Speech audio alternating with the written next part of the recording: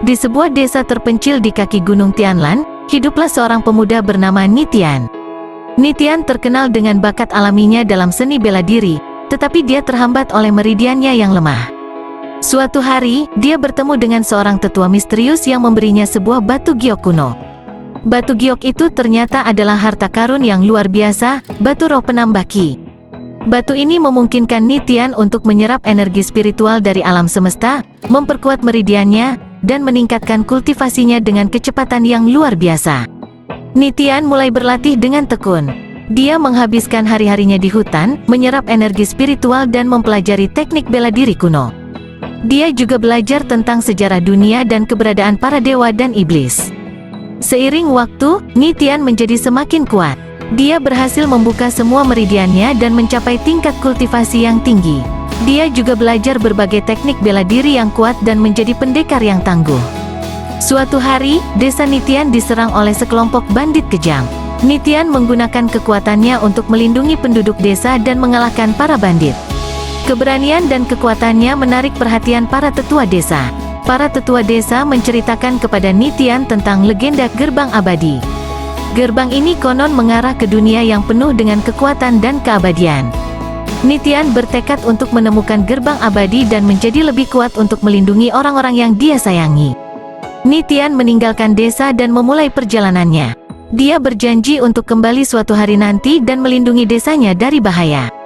Episode 1 berakhir dengan Nitian yang berdiri di puncak Gunung Tianlan, menatap ke langit yang luas.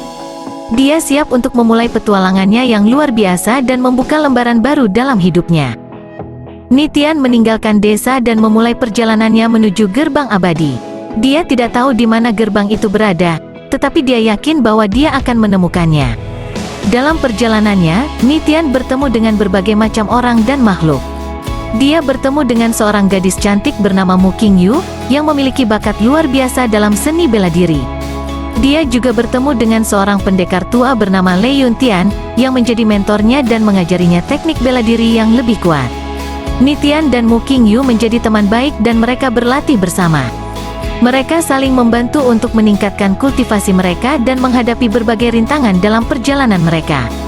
Suatu hari, Nitian dan Mu Qingyu diserang oleh sekelompok monster yang kuat. Nitian menggunakan kekuatannya untuk melindungi Mu Qingyu, tetapi dia terluka parah.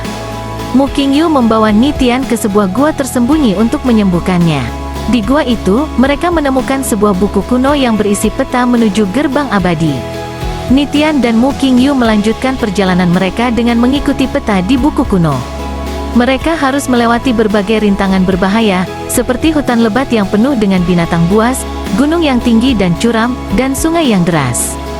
Akhirnya, Nitian dan Mu Qingyu tiba di gerbang abadi.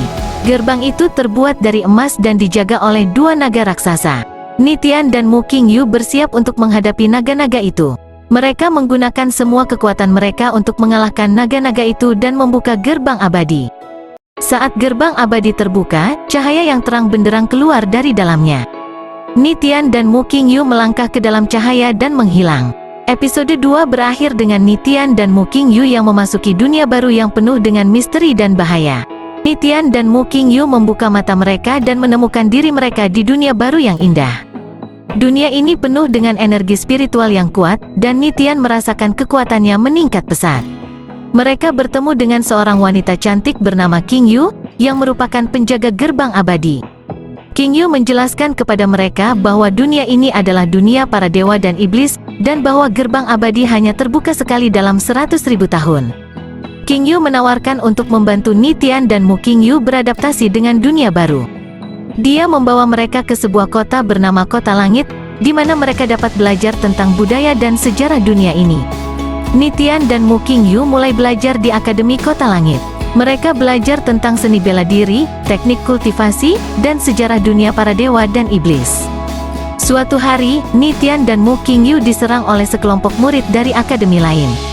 Murid-murid ini berasal dari klan yang kuat dan mereka ingin menguji kekuatan Nitian dan Mu Qingyu. Nitian dan Mu Qingyu menggunakan semua kekuatan mereka untuk mengalahkan murid-murid itu.